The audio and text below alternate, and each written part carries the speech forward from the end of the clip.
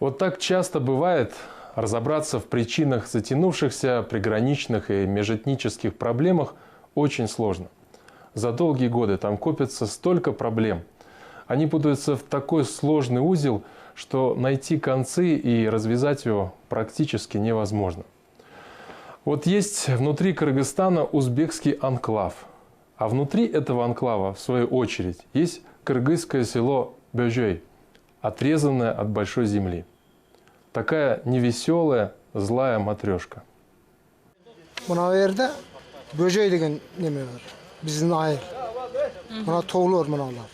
Это жители села Бөжөй. Границу закрыли, и кыргызское село оказалось изолированным от мира. Находится оно среди гор, а единственная дорога, связывающая Бөжөй с большой землей Кыргызстаном, проходит через узбекский анклав. Они всю ночь по горам 15 километров пешком сюда добирались. Мы их в Айдаркене встретили и привезли сюда. Забытые властями люди пришли в областную администрацию уже не просить помощи, а требовать. И требовали они отнюдь не открытия границ. Нам не нужна милиция, врачей и ГУМ помощи не надо. Постройте нам дорогу в обход анклава, чтобы мы не зависели от них. Мы себя чувствуем блокадниками. Мы этот вопрос обязательно доведем до сведения премьер-министра. И все вместе решим. На этот раз обещаниям властей люди отказались верить. Слишком много раз они их слышали. Жители выдвинули ультиматум. Пока не начнете дорогу строить, мы не уйдем отсюда. Даже если придется ждать 10-20 дней, то мы будем жить в администрации. Мы уже натерпелись. Нам от вас, кроме транспорта, ничего не нужно. И не вешайте нам лапшу. Пожалуйста, мы пришли за результатом. Выделите нам один бульдозер. Солярку мы сами зальем. Мы собрали тут деньги, сами сможем финансировать строительство. Сейчас один бульдозер вам срочно найдем. В этом вся проблема, да? Аксакал говорил, что солярку зальете сами. Не откладывая, прямо здесь же начертили проект будущей дороги.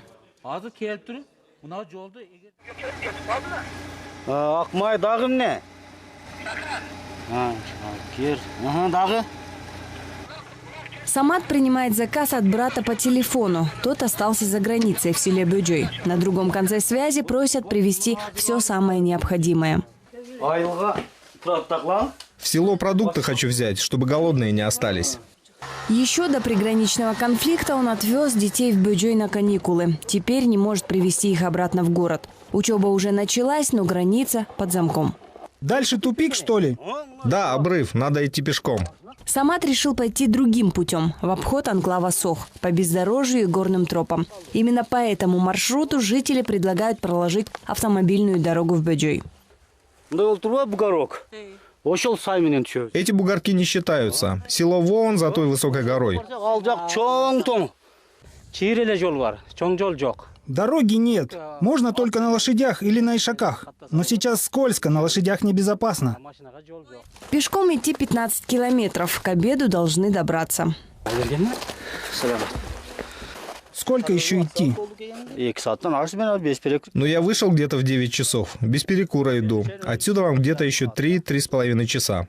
Не успели мы дойти до самой высокой горы, как за горизонтом показались дети Самата в сопровождении брата. Блокада прорвана, встреча состоялась.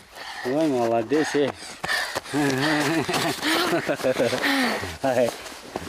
Дети целы, брат радуется продуктам. Они в условиях блокады на вес золота. И тут же пересказывает последние забугорные новости.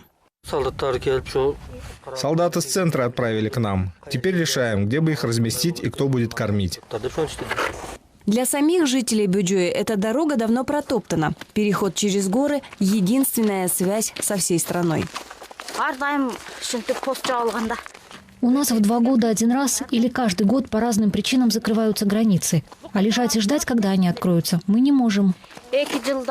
Зеби работает фельдшером в селе. На этот раз она покоряет гору, чтобы доставить односельчанам необходимые лекарства. Открытие границ некоторые больные могут не дождаться, говорит женщина. Пешком до места назначения мы дошли через 4 часа. Бөжөй оказалась селом, в котором живут около 160 семей. Изолированные от всего мира, жители ждали нас у подножия горы. Собравшимся уж очень хотелось рассказать о своих проблемах. Наболело. Как только начались события в Чербаке, дорогу закрыли. Не можем ни выехать отсюда, ни заехать сюда. У нас есть больные люди. Все дома лежат. Лично у меня у самой давление вчера подскочило. Даже одну таблетку купить не могу. Негде. У нас здесь и сотовая связь не ловит, и каналы не показывают кыргызские. Мы вообще не знаем, что в стране происходит.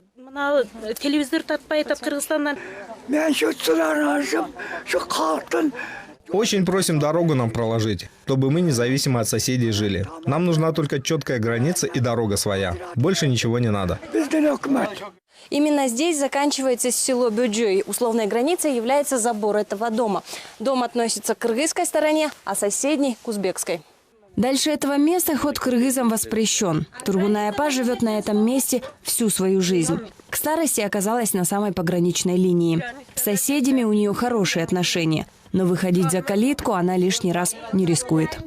У меня 2 внука. Сейчас очень опасно. Я их на улицу не пускаю. Вдруг пересекут границу. Пересекать условную границу не решаются и местные власти. Мы не можем пройти туда. Видите же, там их пограничники стоят, тут наши. Если мы туда пойдем, их солдаты прибегут. Если они сюда направятся, наши побегут. И опять может конфликт вспыхнуть. Ситуация взрывоопасная. Взрывоопасная ситуация и у фельдшера Зеби. Ее утомительный поход в горы не смог обеспечить всех нуждающихся лекарствами. Вот это лекарство тромбоаз закончилось у меня. Некого даже в город послать, а давление все скачет. Женщина молится, чтобы не было осложнений или тяжелых болезней. Она закончила только медучилище, лечить серьезные недуги ей не под силу. Благо, в ближайшие дни никто не рожает. А вот в следующем месяце несколько таких. Я не принимала роды, но если надо будет, попытаемся, конечно. А вот если обратятся с аппендицитом, я даже не знаю, что делать. Обещанную технику жителям села Бюджой власти нашли уже к вечеру. Этот трактор должен начать строительные работы.